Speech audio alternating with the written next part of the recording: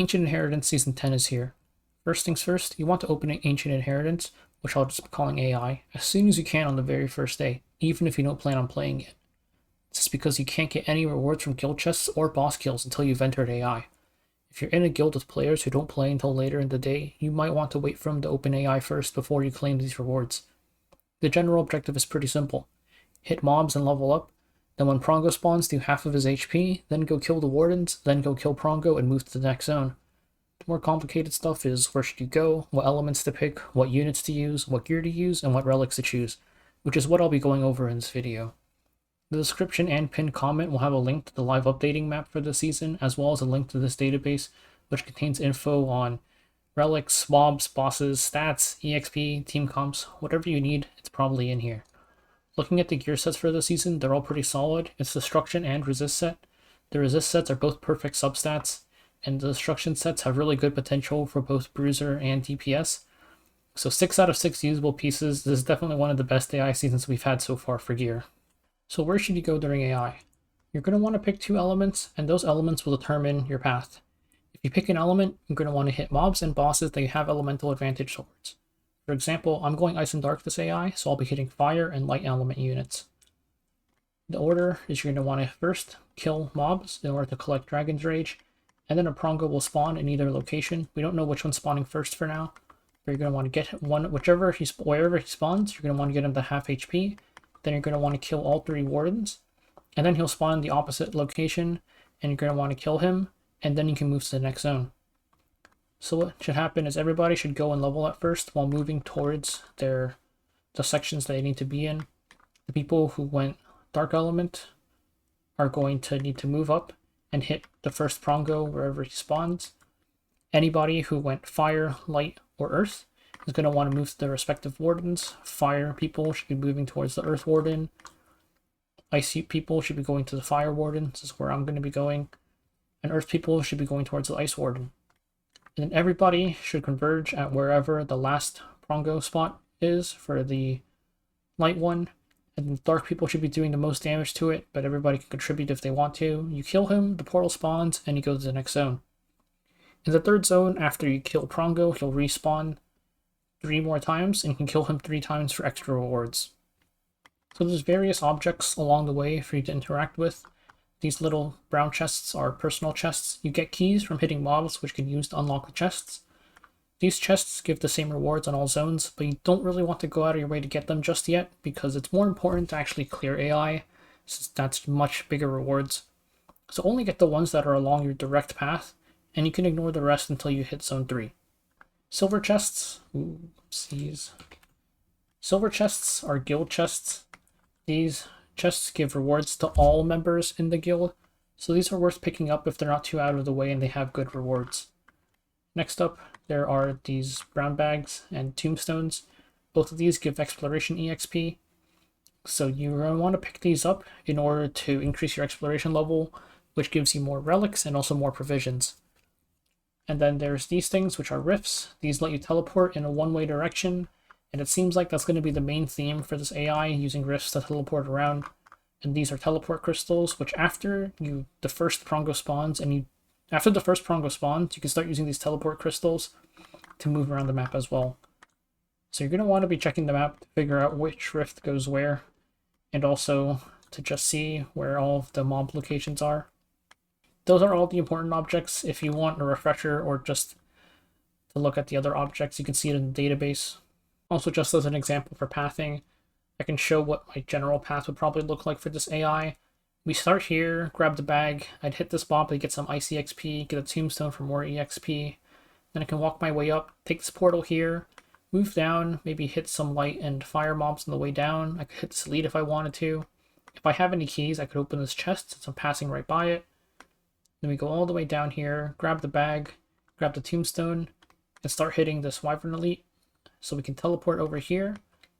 And here, there's more fire and light mobs for me to hit. And there's going to be an elite here, which hasn't been scouted yet, but there's definitely an elite here blocking the path. And after that elite goes down, I can start hitting the warden. Once this warden dies, there's either going to be a rift here to get out, which is what I'm expecting. Probably a rift here somewhere. And then if this is a Dark Prongo, I can kill him, and then the portal would spawn, and we would go to the next zone. Warden's the primary boss for fire, ice, and earth elements. If you have elemental advantage going into the boss, you'll get this enhanced element thing, which gives you 50% attack and HP, so you're definitely going to want to be on element. Wardens also completely remove focus, fighting spirit, and CR pushes, so this greatly limits the amount of units that you can use for the fight. They'll also gain stacking attack and speed every single time they attack. And every fourth attack they take, they'll decrease buff durations by 1 turn, inflict stacking decreased healing and barrier strength on you. So as the fight goes on, it's going to get harder and harder to sustain up, and he'll also start doing more damage. His S1 and S3 both can't miss. His S1 always hits the front unit, and it'll blind for 1 turn. S3 is just a giant AoE attack, and if he manages to kill anybody, he'll decrease his skill cooldowns by 1 turn.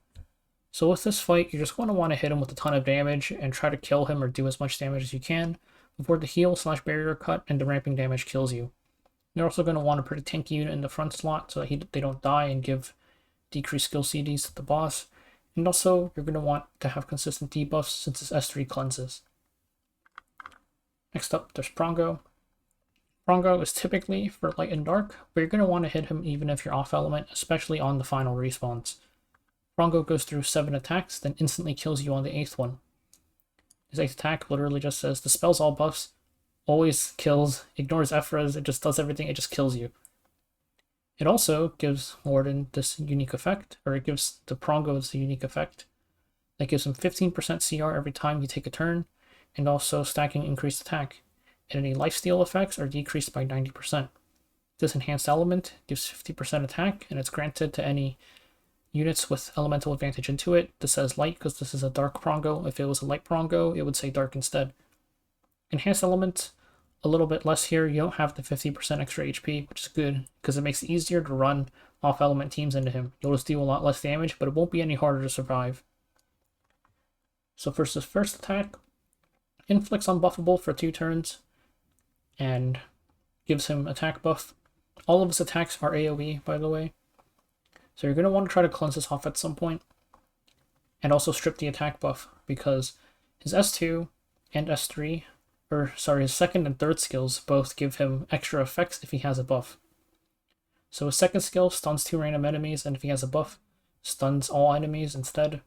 His S2 can't miss, and also his S3 can't miss, so any evasion units, you're going to want to make sure that they're able to tank both of these hits. His third skill transfers all debuffs, but it doesn't strip. So for his second and third skill, you could block both of these using immunity buff if you wanted to. But if he has a buff for this third skill, he'll dispel all buffs, and then transfer debuffs, and also does way more damage. So make sure you're stripping this attack buff from his first skill. His fourth skill seals all enemies for 2 turns and then attacks. So any passive skills, like Melona S2, aren't going to activate because they'll get sealed before getting attacked. But this doesn't strip either, so you could block it with immunity buff. And it also gives him vitality before setting all units in the fight, both him, the crystal, and your units to 0% CR. So this is the vitality phase. It says greatly decreases speed, it just sets the speed to 0. And after 8 attacks, you'll get rid of vitality. You're going to want to get rid of this vitality because his 5th skill, if he still has vitality, he's going to do 30,000 fixed damage to all of your units, just killing them instantly. So to get rid of vitality, you need to hit him 8 times in 7 turns because he gets 15% CR per turn. So after 7 turns, he'll be at 105% CR. This means that you need to get 1 counter, extra, or dual attack in there somewhere in order to get rid of vitality buff in time. So after you've gotten rid of vitality buff, we go to the 5th skill, which dispels all buffs from your units and then gives them greater attack buff. And if you didn't strip vitality, then you're dead. You're going to want to get rid of this attack buff, or this greater attack buff, because not just for the damage, but he's going to reuse his 3rd skill, then his 2nd skill, both which have their extra effects if he has a buff. And then once you get through the 6th and 7th skills, the 8th skill just kills you. So you have 8 turns to try and do as much damage as you can to the boss. Aside from that, there's also a little crystal next to him. The crystal only has 1 skill, which removes 3 souls from your units, or from you, I guess. And it can't take more than 26% of its HP in 1 attack, It has very little HP, so even your supports are going to do the maximum amount. So every 4 hits, it'll die. Dying prevents it from using S1, but also if you're fighting with a team with elemental advantage, it'll heal all of your units every time it dies. So this changes the way you set up your team if you're playing on element, because instead of using healing, you're going to want a bunch of AoE and potentially dual attackers to try and heal up by just killing the crystal instead. Now let's take a look at the elements and what units are used. If you're not sure what elements to go, you can take a look at this list and see which units you own. Like I mentioned earlier, you're going to want at least one of light or dark as your elements. You can have people going both light and dark, but do keep in mind that there's the wardens that need to be killed, so you need enough people on the 3 RGB elements, and also there's a limited amount of EXP on the map. So if you have too many people going light and dark, you're not going to have enough EXP for everybody to hit level 10. First up, let's look at fire. Fire is a very strong element because when I was testing it last AI, I found a pretty good team that does, on the last respawn with only Tundra level 2, 2 million damage to the boss, which was Hazel, Carmine Rose, Ken, and Lilius. There's a video for this in the database. For the Wardens, it's going to be Hazel, Haste, Tenebria, and Sirmia. It's just a basic team, healing, attack buff, double death break, and good damage. There's not really any good ways for fire units to deal with the Warden's mechanics, so we're just going to slam him with damage instead and try to kill him before he kills us. Cirilla is a solid replacement for one of the death breakers. She also has Vampiric Touch if you use her EE. Next up, there's Golem Elite. Golem Elite is simple, just keep on hitting him with CR pushbacks. Lydica's a very good choice for that. And he cleanses 1 debuffs every 3 hits, so we try to overload him with debuffs so that he only cleanses the useless ones. Meaning we want him to not cleanse Death Break, not cleanse Restrict, and not cleanse Vampiric Touch. The best team for that is Hazel, Haste, Tenebria, and Lydica, but since the Warden team also uses Haste, Tenebria, and Hazel, a backup team for the Elite could be Cirilla, Acades, Carmine Rose, and Lydica, because this way you'd be able to hit the Elite and then hit the Warden right after without having to revive any units. Next up is Ice. Ice Element is really bad. Ice has a severe lack of good units for both PvE or for both DPS and supports. You'd think that Brig is pretty good, but the Wyvern Elite removes Fighting Spirit every 2 turns, and the Warden just straight up blocks it completely. So Brig is pretty severely nerfed in AI. I'm going to be going Ice Element this AI to try and see if there's anything usable, since this is definitely the least tested and also just the worst element overall. But for some generally good units, Brig, even with his S1 not being able to proc S3, still has Strip, Death Break, and Speed Down on his S3. Ron has Ignore F-Res if you Soul Burn on his S3 for Strip and Death Break. She is a good damage dealer while also being tanky, and the anti-crit that she gives to everybody can help keep people alive. Sigrid, the usual big damage dealer, especially if you're able to use her S2 to proc her S1. Then Elena's potentially good for a tanking Warden, since her S2 reduces AoE damage. It could block a lot of the damage from the S3. And also the Invincible on her S3 will let her stall out an extra turn. And then the Wyvern Elite's a complete pain, because first off it prevents dual attacks, and then it moves super fast, and it gives itself this buff that gives it 50% attack and crit chance, and if it still has the buff when it uses S3, then its S3 will deal 60% of your max HP as extra damage. So this is generally going to just one-shot you, and the base damage of the S3 ramps up every time it uses it too. So you're going to want to strip the buff before it uses S3. But it gets the buff from using S2, and S2 not only removes all focus and fighting spirit, it also blinds you and cleanses all of its debuffs. So you're going to want immunity or cleanse to try and prevent the blind before you strip. But the problem is that the boss moves so fast that cleanse doesn't really work, because you're probably not going to be able to cleanse before you strip. And sometimes you're going to get a bad turn order where the boss just S2s and then S3s before you have a chance to strip, and you just instantly die. So Lua might be a good choice there that I might test out, since her strip is a non-attack skill. And then aside from that, you just want to load up on damage and maybe strip and just try to deal as much damage as you can before you die. Next up is Earth. Earth is another really strong element. So the team for Warden is just Rowana, Helga, Loka, and Sid. This is just the Ice Expedition team, and you can one-shot the Warden with this team if you have enough Tundra level and if you're over-leveled on Element as well. At worst, you're probably going to be two-shotting, so this is definitely a very solid team with units that are already used.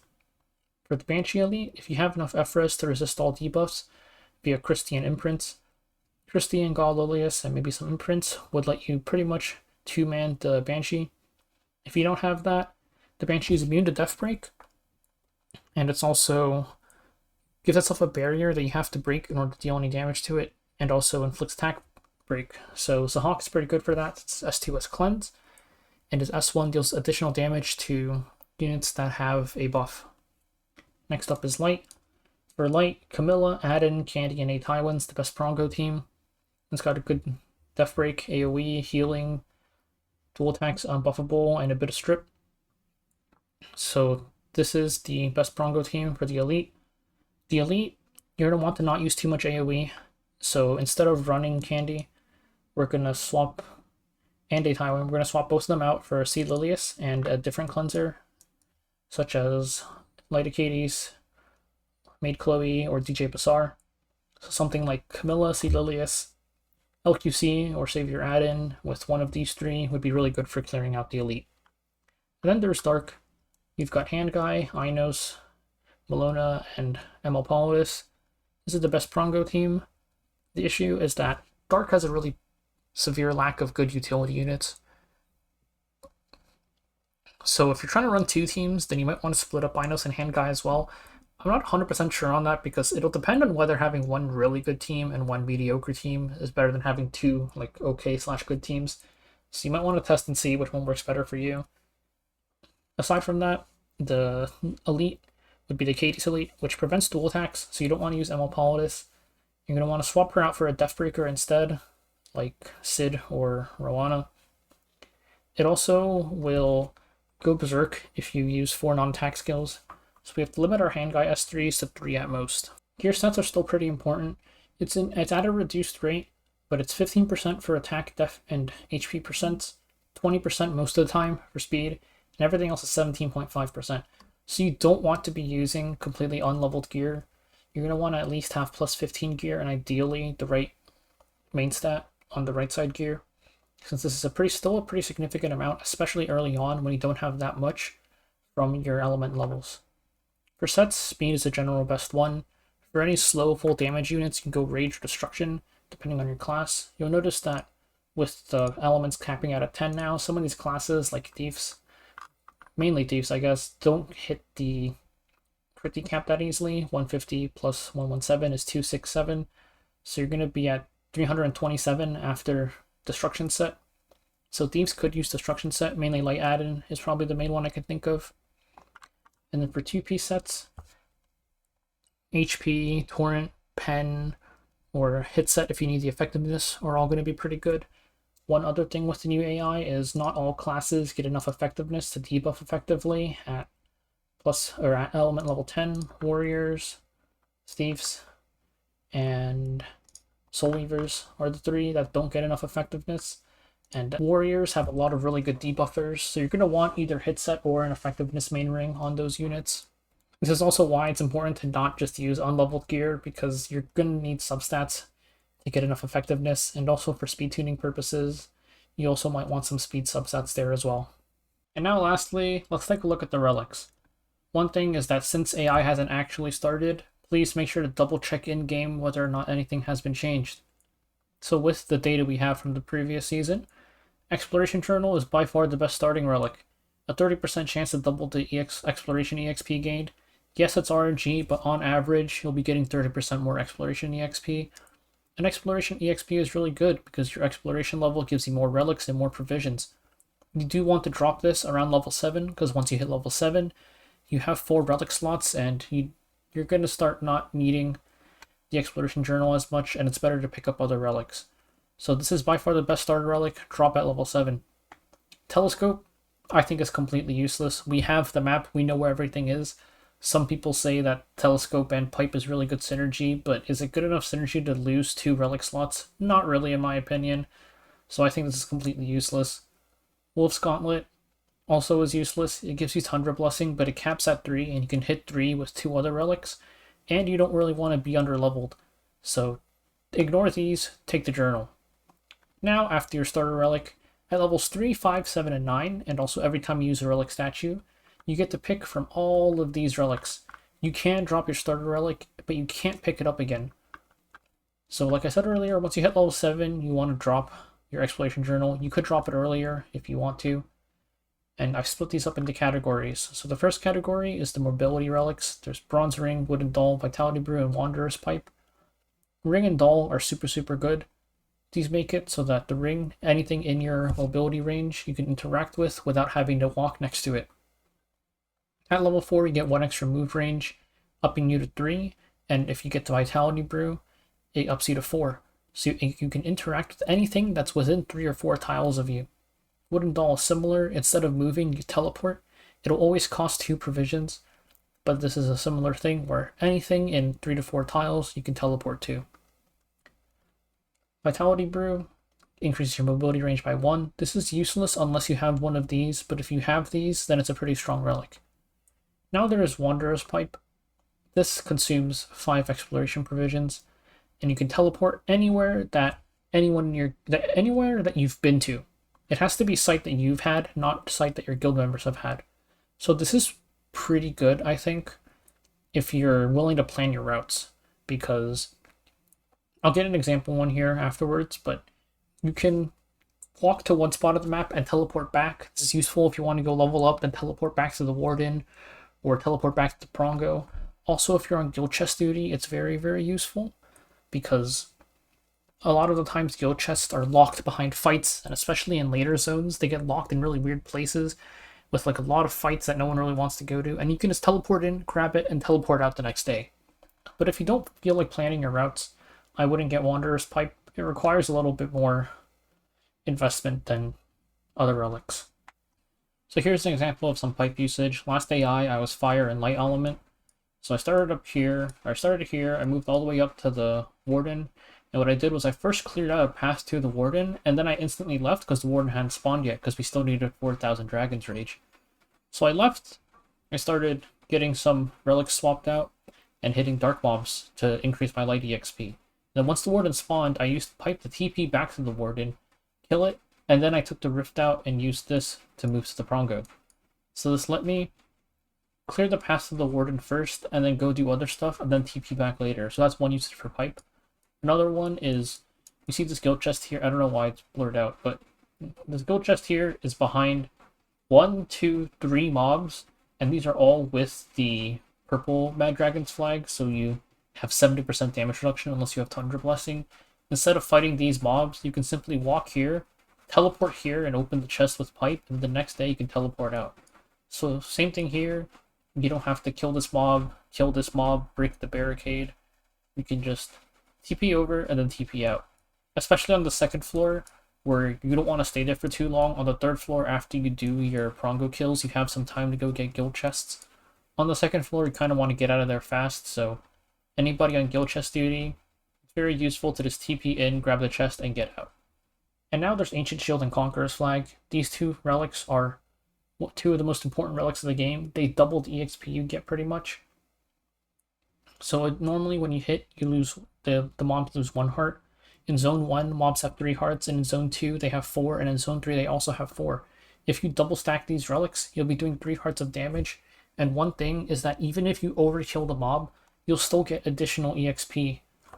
So with the 4 heart mobs, if you hit them twice, you'll do 6 hearts of damage, and you'll get 6 hearts worth of EXP, while only taking out 4 hearts.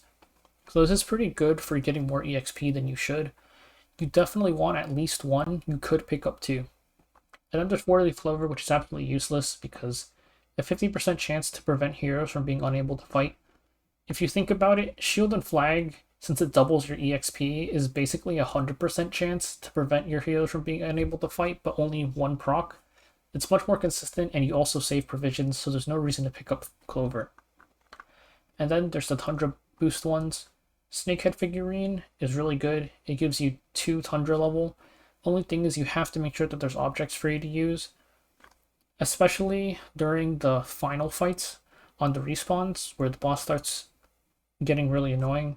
But it's not too bad because you can just walk away, use an object, and walk back. Fences also work as for proccing this relic. And there's Broken Arrow. If you have 3 or more classes, you get 1 Tundra level. This isn't too hard to hit. Very rarely will you ever use less than 3 classes, so it's pretty much trivial. There's Akira's Tomb, which is useless because 2 or more elements is not something you want to be doing. You'd only be using this if you're off elementing on the Prongos, but usually you'd have 1 light or dark, so it would only work on like one of the Prongos, so don't pick this up, just use Arrow and Snake Figurine and you hit the 3 Tundra blessing cap. And there's Sacred Charm. Sacred Charm increases the chances to attack the boss by 2. I don't think it's that useful unless your guild is dead and you need to carry, because once you get to your 3rd and 4th team, your damage is going to start tanking really badly, so you're going to spend a relic slot and provisions to not do that much damage. And there's Food Supply and Yuri Dish. Yuri Dish is completely useless. This requires so much setup for you to get 5 provisions, and it costs a relic slot, and you get enough provs saves just by using Shield and Flag. Food Supply is also not great, but it's a really good filler relic. If you didn't get any good relic choices, then you could use this, and also if you're just not playing that much and you want to funnel provisions into your stronger members, Food Supply is really good to pick up as well. There's the relic chest that I mentioned, which lets you swap out or lets you exchange one of your relics for a different one. You just walk up to this, it's 1 use, and you get a choice of 3 relics. And I think you also have the choice to just not swap your relics, so especially in the later zones, once you want to start dropping the journal and once you hit max element level, you don't need the shield and flag anymore and you want to drop these, it's good to use the relic chests. And then there's also the Mad Dragon's flag, which you'll notice that some of the tiles in the AI are more like light blue instead of a white blue. These blue tiles are tiles where the Mad Dragon's flag are active, and it'll inflict a unique effect on your units that decrease their damage up to 3 levels, but you can cancel the levels with Tundra Blessing, so that's just one thing to keep in mind. Here's an example of what my relic setup typically looks like. I start with Journal, pick up 1 of Flag or Shield immediately, and then I either pick up a second 1 of Flag or Shield, or I pick up either Ring or Doll. Then once I hit level 7, I don't need Journal anymore, so I drop it, double up on Flag or Shield so I can start pushing my element levels to 10. And then I pick up Ring or Doll, and then either Ring or Doll, you could take Brew or Pipe depending on what you get. Now once you've hit the end game and you're just looking to kill Prongo over and over again, you pick up both Tundra Blessings, and then 3 movement related ones, since we don't need element EXP anymore, and you should be element level 10 at this point. So that's the guide. I hope this manages to help anybody who needs it. Under Guidance Grounds, we have a thread for Ancient Inheritance in the Discord. And also I completely forgot that we had Unequip every single week this month, which means that during both weeks of Ancient Inheritance, we'll have Unequip for the last half of the week. This is in UTC, so 15 UTC Thursday is about 10 AM EST on a Wednesday.